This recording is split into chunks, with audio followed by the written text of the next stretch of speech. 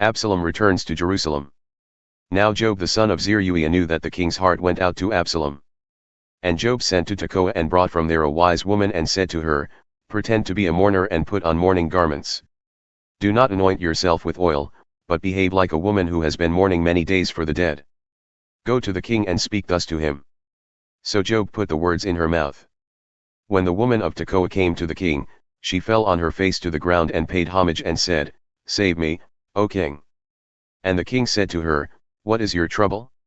She answered, Alas, I am a widow, my husband is dead. And your servant had 2 sons, and they quarreled with one another in the field. There was no one to separate them, and one struck the other and killed him. And now the whole clan has risen against your servant, and they say, Give up the man who struck his brother, that we may put him to death for the life of his brother whom he killed.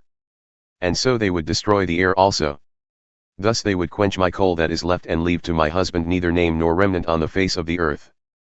Then the king said to the woman, Go to your house, and I will give orders concerning you.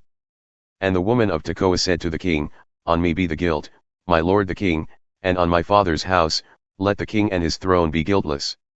The king said, If anyone says anything to you, bring him to me, and he shall never touch you again. Then she said, Please let the king invoke the Lord your God, that the avenger of blood kill no more, and my son be not destroyed.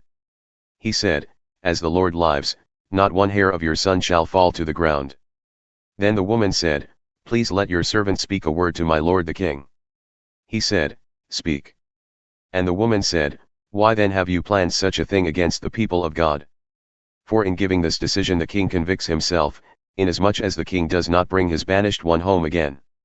We must all die, we are like water spilled on the ground, which cannot be gathered up again. But God will not take away life, and he devises means so that the banished one will not remain an outcast. Now I have come to say this to my lord the king because the people have made me afraid, and your servant thought, I will speak to the king, it may be that the king will perform the request of his servant. For the king will hear and deliver his servant from the hand of the man who would destroy me and my son together from the heritage of God.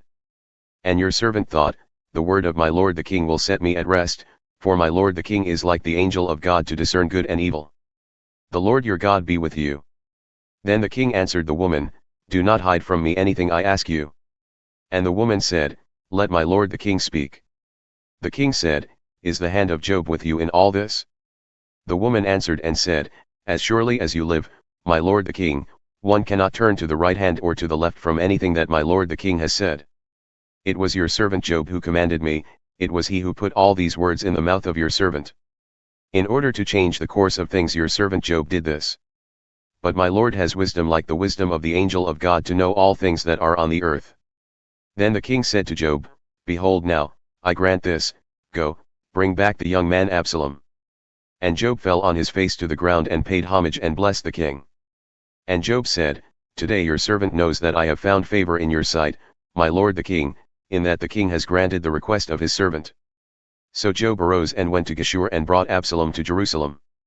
And the king said, Let him dwell apart in his own house, he is not to come into my presence. So Absalom lived apart in his own house and did not come into the king's presence. Now in all Israel there was no one so much to be praised for his handsome appearance as Absalom. From the sole of his foot to the crown of his head there was no blemish in him.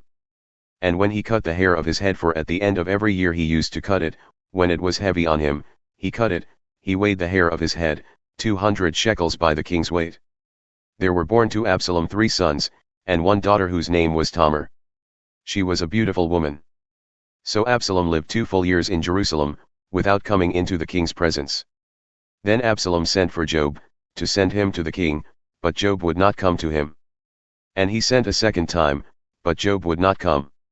Then he said to his servants, See, Joab's field is next to mine, and he has barley there, go and set it on fire. So Absalom's servants set the field on fire.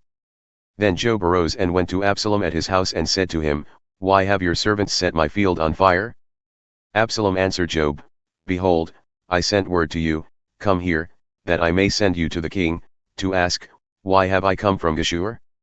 It would be better for me to be there still. Now therefore let me go into the presence of the king, and if there is guilt in me, let him put me to death. Then Joab went to the king and told him, and he summoned Absalom. So he came to the king and bowed himself on his face to the ground before the king, and the king kissed Absalom.